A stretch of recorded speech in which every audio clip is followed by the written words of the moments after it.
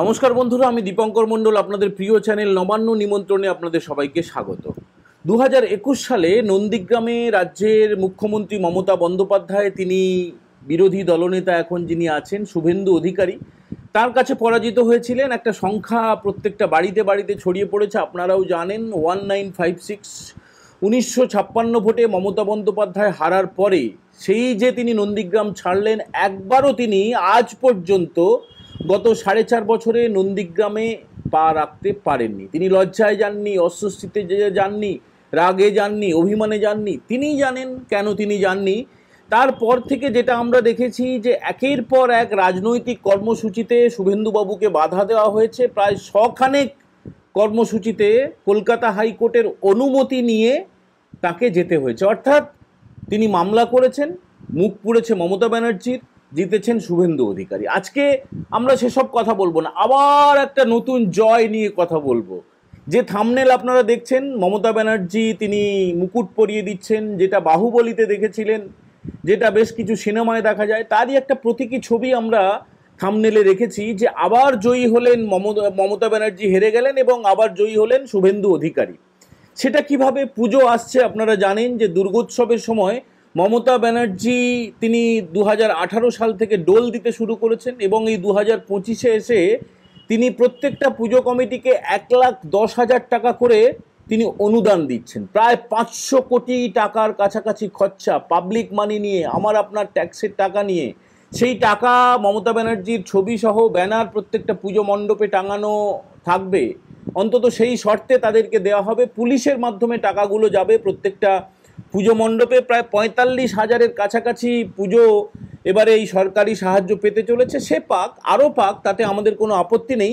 কিন্তু খবরটা হচ্ছে, এত টাকা দেওয়া সত্ত্বেও পুজো উদ্বোধনের যে আমন্ত্রণ আসে, সেখানে মমতা ব্যানার্জি হেরে ভূত হয়ে গেলেন।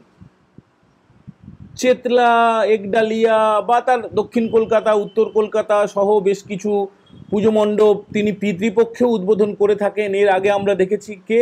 মমতা ব্যানার্জি, রাজ্যের মুখ্যমন্ত্রী, তিনি পিতৃপক্ষ থেকে তার উদ্বোধন শুরু করেন এবং দেবীপক্ষে গিয়ে তার উদ্বোধন শেষ হয়, এবং তিনি টাকা দেন। তিনি রাজ্যের মুখ্যমন্ত্রী, তাকে তো উদ্বোধনে ডাকাটা খুব স্বাভাবিক।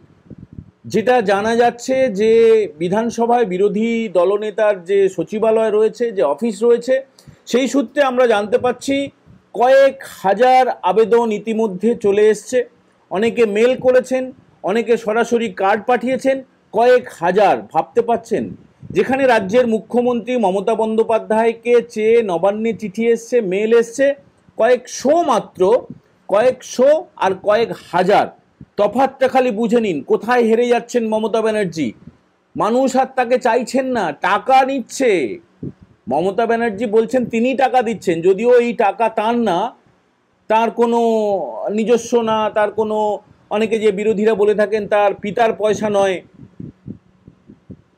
আর উদ্বোধনে ডাকছেন বিজেপি পরিষদীয় দলের যিনি নেতা, বিরোধী দলনেতা শুভেন্দু অধিকারী, যিনি দেশের প্রধানমন্ত্রী নরেন্দ্র মোদী এবং দেশের স্বরাষ্ট্রমন্ত্রী অমিত শাহের অত্যন্ত স্নেহধন্য, ভীষণভাবে স্নেহ করেন।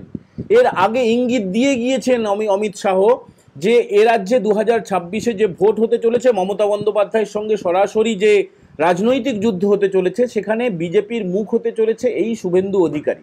এবার একটু পরিসংখ্যান দিয়ে দিই। আমরা তো বললাম কয়েক হাজার পশ্চিমবঙ্গের মানুষ, মানে পশ্চিমবঙ্গের পুজো মণ্ডপ, প্রত্যেকটা বিধায়ক চাইছেন যে তার এলাকায়, মানে বিজেপি বিধায়করা, তৃণমূলের বিধায়করা তো চাইবেন না, বিজেপি বিধায়করা চাইছেন তার এলাকায় একাধিক পুজো মণ্ডপ রয়েছে, সেগুলোতে শুভেন্দুবাবু যান এবং সেখানে উদ্বোধন করুন। কলকাতা তো তার মধ্যে অবশ্যই আছে। কলকাতার তো সন্তোষ মিত্র স্কোয়ার, বেহালা, একাধিক, কাঁকুরগাছির কাছে পুজো আছে। তো কলকাতা নয়, বিভিন্ন জেলায় জেলায়। আচ্ছা, এর বাইরে আপনারা শুনলে অবাক হয়ে যাবেন, পশ্চিমবঙ্গ ছাড়াও 5টা রাজ্য থেকে শুভেন্দুবাবুকে আমন্ত্রণ জানানো হয়েছে। আন্তরিকভাবে তারা প্রার্থনা করছেন, তারা আমন্ত্রণ করছেন যে আপনি পুজোর আগে আসুন, একবার এসে আপনি আমাদের দুর্গমণ্ডপটিকে উদ্বোধন করুন। একটু পরিসংখ্যান দিয়ে দিই, আমরা দেখেই বলছি, কোনো মুখের কথা নয়, হাওয়ার কথা নয়। দিল্লি থেকে 6টা পুজো উদ্যোক্তা, দিল্লি, দেশের রাজধানী দিল্লি থেকে পুজো উদ্যোক্তারা 6টা ইনভিটেশন এসছে, আন্তরিকভাবে তারা চাইছেন শুভেন্দুবাবু সেখানে যান এবং সেখানে গিয়ে পুজো উদ্বোধন করুন।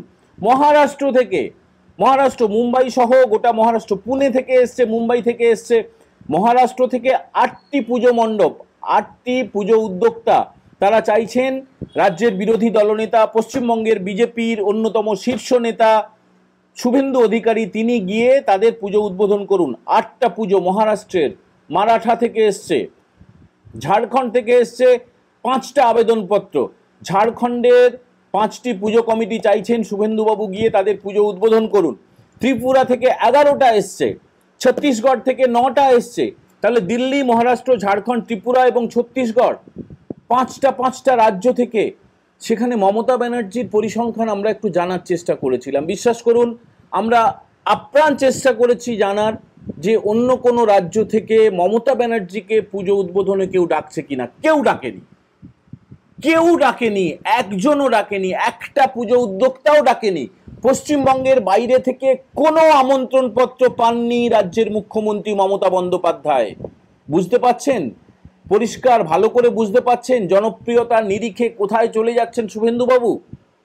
মমতা ব্যানার্জি তিনি রাজ্যের মুখ্যমন্ত্রী, তৃণমূলেরই নেতারা মূলত পুজোগুলোকে, বেশিরভাগ পুজোকে তারা কন্ট্রোল করেন এবং সেখানে রাজ্যের মুখ্যমন্ত্রীকে ডাকবেন সেটা খুব স্বাভাবিক। মুখ্যমন্ত্রী সেখানে কিছু পুজোয় যাবেন, কোনো জায়গায় চেতলার মতো কোনো জায়গায় তিনি চক্ষুদান করবেন, মানে তুলি নিয়ে একটু ছুঁয়ে দেওয়া, চক্ষুদান করবেন।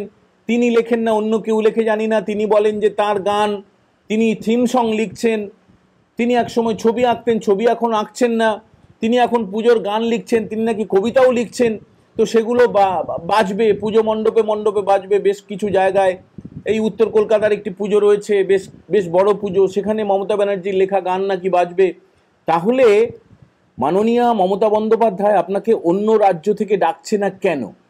এই প্রশ্নের উত্তর আমাদের কাছে নেই। এই প্রশ্নের উত্তর যদি আপনাদের কাছে থাকে তাহলে অবশ্যই আপনারা এর উত্তর দেবেন। 500 কোটি টাকার কাছাকাছি খরচা করছেন রাজ্যের মুখ্যমন্ত্রী মমতা বন্দ্যোপাধ্যায়, তারপরেও এ রাজ্যের যারা টাকা নিচ্ছেন এমন অগুন্তি পুজো মণ্ডপ, অগুন্তি পুজো উদ্যোক্তা, তারাও চাইছেন যে মমতা ব্যানার্জি নন, আসুন রাজ্যের বিরোধী দলনেতা শুভেন্দু অধিকারী। বুঝলেন খেলাটা কোন জায়গায় পৌঁছে গিয়েছে? কোন জায়গায় পৌঁছে গিয়েছে? মানে যেটা দিন আসছে 2026-এ, যে মুকুটটা নিজের মাথা থেকে খুলে মমতা বন্দ্যোপাধ্যায়কে, এটা প্রতীকীভাবে বলছি, শুভেন্দুবাবুর মাথায় পরিয়ে দিতে হবে। সেই দিনের অপেক্ষা করছেন অগুন্তি মানুষ, যারা তাকে ভালোবাসেন, যারা এই মুহূর্তে রাষ্ট্রবাদী, যারা এই মুহূর্তে তৃণমূল বিরোধী, যারা চাইছেন নতুন একটা সূর্যোদয় হোক, যারা চাইছেন এই অন্যায়, চুরি, দুর্নীতির অবসান হোক, এই ফেরেববাজির অবসান হোক। আমরাও সেই দিনের অপেক্ষায় রয়েছি। আর আপনারা অনেকে অনুরোধ করেছিলেন যে কন্টেন্টটা ছোট করার জন্য, আমরা অবশ্যই ছোট কন্টেন্ট করার চেষ্টা করব। তবে যেটা আমরা প্রত্যেকটা এপিসোডে বলে থাকি যে আমাদের এই কন্টেন্ট আপনাদের কেমন লাগলো অবশ্যই কমেন্ট করে আপনারা জানাবেন, এবং যারা প্রথমবার দেখছেন তারা নবান্ন নিমন্ত্রণ চ্যানেলটাকে সাবস্ক্রাইব করবেন। আর পুজো আসছে, যদি আপনারা নবান্ন নিমন্ত্রণকে বা আমাকে মানে দীপঙ্কর মণ্ডলকে কোনো পুজো গিফট দিতে চান, উপহার দিতে চান, আলাদা করে কিছু পাঠাতে হবে না, আপনারা সুপার চ্যাট পাঠাতে পারেন। আমরা মেম্বারশিপ চালু করেছি, আপনারা মেম্বারশিপ নিতে পারেন নবান্ন নিমন্ত্রণ চ্যানেলের খুব সামান্য টাকায়। এবং যদি কেউ চান যে সরাসরি আমাদেরকে অর্থ সাহায্য করবেন, কিউআর কোড দিয়ে দিলাম এই ভিডিওর শেষে, আপনারা যদি চান আমাদের পাশে থাকতে পারেন। সবাই ভালো থাকবেন, সবার দিনটা খুব ভালো হোক, শুভ হোক। জয় হিন্দ, বন্দে মাতরম।